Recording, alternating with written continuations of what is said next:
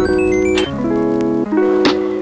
up? What do you know about sprawling, man? You're just a striker. What do you I know? know, right? Sprawl and brawl, baby. Technical brawl. But yeah, I'm ready for this, man. I know nothing's probably going to beat the stadium, you know what I mean? That was an amazing scene. But being back in Las Vegas this time, in the big house, the big show, I mean, does this feel special to you? It does. It's my first pay-per-view headliner in America with a card that I actually like. I could have picked some different fights, but you know how the UFC is. But I would have started. Yeah, I feel good. I feel like this is where it's supposed to be. It's the mecca of fighting, man. This is Las Vegas. This is the big show, and I want to see what the numbers do after this fight.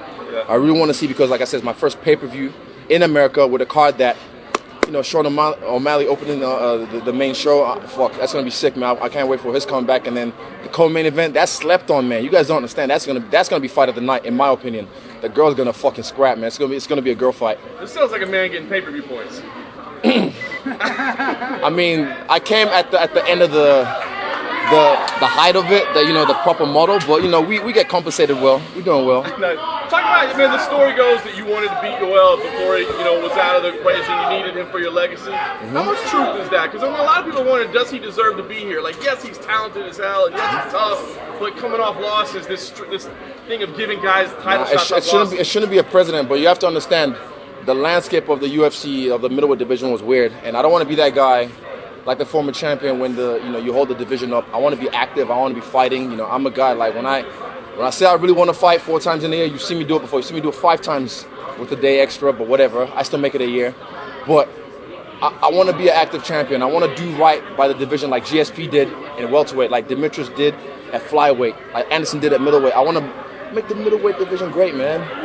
To be clear, I mean, you would have been fighting Paulo Costa if he was available. If he was available, I called him after the last fight, but then. Come on, man. I'm going to pop that motherfucker before USADA does. I swear to God. And I want to be the first one to do it. Will you call him after this fight if you win? He's next in line, but I might not even give him any mind because I've already done that in Melbourne. So it's already, the promo's already there, if you will. But if he tries something stupid, I'll pop him again. What do you think about Deontay Wilder's walkout? You're kind of a walkout connoisseur. Yeah, I mean, not just him. Everyone keeps talking about Deontay, but look at Gypsy King. His walkout was phenomenal. He had like 4 chicks carrying him on the stretcher thing with a throne. I mean, that's beautiful. Deontay's one was beautiful as well. I don't know if did he actually say that out of his mouth? He did. From his mouth. Well, I don't think that's a good excuse, or I don't think that's why I lost the fight. I think Gypsy King was just the better boxer that night. Will you have an elaborate walkout on Saturday? We'll see. I mean, I wasn't gonna do anything, but I'm gonna make it. I won't do anything crazy, but I'll make it visually pleasing. You gotta step up for those guys. I mean, you gotta top them. I don't have to. I'll do what I want. A lot of African fighters stole the show last year, yourself included. What's the feedback been like from African fans? It's been beautiful, man. Like literally, people in Nigeria stay up to 4 a.m. to watch these fights. I want to be the guy that when I fight, people stay up 4 a.m. watch the fights and then they celebrate till the next day midnight. I want to be that guy, like the way they do for the World Cup. And I want the whole country to shut down when I fight for 5 to 30 minutes. They just shut down and be like, wow. One of us is doing it on the world stage, and it's gonna be. You wait, man. Like you see these kids coming up, they see now like this is what we can do. You have 2 Nigerian-born champions in the UFC at the same time. It's a great time for Africa. Yeah, and the exposure is obviously going to grow the sport there. How long do you think before we'll see a UFC fight over there, in your opinion? Probably I might say end of the year or next year. I see it probably happening in somewhere in Africa, South Africa, Nigeria, Morocco. End of the year or next year. I saw you did my move a couple of times. Is that yours? Look, I can see it. Yeah, you need more traps though. Get on the Paulo Costa sauce. Yeah. Do you feel like it's almost incumbent upon you to become a big enough star where you can be that person to demand it, just to lead that? I mean, this is the UFC at the end of the day. It's still the UFC. It's still their show. But at the end of the day, I'm the one running the show. I'm the one. When it's my main event, I'm the one running the show, and I have to go through some red tapes. Dana White, sometimes for certain things, but we literally just like talk. Like we don't have any bad blood, and I hope to keep the working relationship the way it is right now. But yeah, there's other stuff that happen behind the scenes that I can't really say. But right now, it's my show. That coronavirus is shutting down stadiums in Europe and so forth. Fans aren't showing up. It's changed some things. Has it changed your approach at all? The way you deal with fans? I mean, what is it? No, not really. I mean, how many people died from the coronavirus so far? I don't know. But how many people died from the common cold? You know, and I don't know, man, this is hype about Corona, and even though I had my face mask on at the airport, but at the end of the day, fuck, I've had malaria like 8 times. I don't know, my genetics is different. I'm not above nature, don't get me wrong, but I just feel like I don't subject to that. I don't see myself in that getting affected by that. Yeah, even you guys thought I had staph this week. I've never had staph in my life. Knock on wood, I never will. Yeah. Have you get examined at all? There's nothing. It was just something everyone just likes to, ooh, look at this. I licked it on the Ariel show. It's like, nothing's gonna happen. I'll rub it on his face if I have to, you know, on yours face.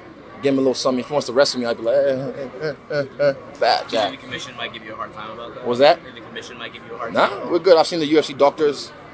They checked it. Oh, it's fine. It's nothing crazy. There's no fluid, no nothing. I don't even know what staph feels like. It happens at every gym sometimes, but some people have had it, you know, where I'm from, but I've never had it, and I never will, knock on wood. Were you annoyed he didn't fly down for the press conference? A little bit, yeah, because I'm like, fuck, I flew fucking 3 weeks out. I flew over here, did LA for a day, did Houston for a day, and I flew back home. I brought my training partner with me, actually 2 of them with me, and then, fuck, he can't even do that. And he said, oh, of course, his manager would have told him not to. But also, I mean, I'm not like everyone else. I do the job so I can get further past the octagon. You've mentioned he's got some of these old tricks in the past. Was that one of them? It's a good question. Maybe. I mean, like, everyone likes to say. Everyone likes to say afterwards, like, I would have come down there if they offered me. But, like, of course he wouldn't have. Just 2 weeks out. I wouldn't have liked to do it, but we had some stuff to do, some money to make, so it was good for business. Did you say you had malaria at times? Yeah, as a kid. You can ask my mom. I've had it a lot of times as a kid. So my genetics, like I said, my immune system is stronger than most. Was it ever really bad? Yeah, I remember like feeling cold and hot at the same time, shivering, and a little bit delirious. Like in our house, in our mansion back in Nigeria, one of my bedroom walls, you can see just red dots everywhere. Like literally, because every night you hear, fuck. And then, yeah, literally like my room had like red dots just from mosquitoes. But, you know, it's part of nature. And malaria is the biggest killer in the world, isn't it? So this whole Corona shit, fucking knock on wood, I don't get it now talking shit about Corona. Yeah. Last question. I look at your resume. You've taken out the best of the best. And to me, Romero feels like the toughest challenge yet. Dealing with an Olympic wrestler is a lot to deal with. Yeah, definitely. I mean, there's a reason I called him out. He doesn't deserve this fight. Not even close. But he's a dangerous man. He's a guy that, in this era, everyone runs away from. Woo! I'm a guy that, if I see people running away from something, I'm like, why are you running away? What's over there? What? And I'll have a look at I've seen the guy get rocked. I've seen him get hurt. I've seen him tired many times. Every fucking fight gets tired. So he's human, but everyone, through you guys, the media, and the way you perpetuate him, is, oh, you know, he's made of steel. Fucking Amaterasu, black flame, melts through steel beams. Let's go.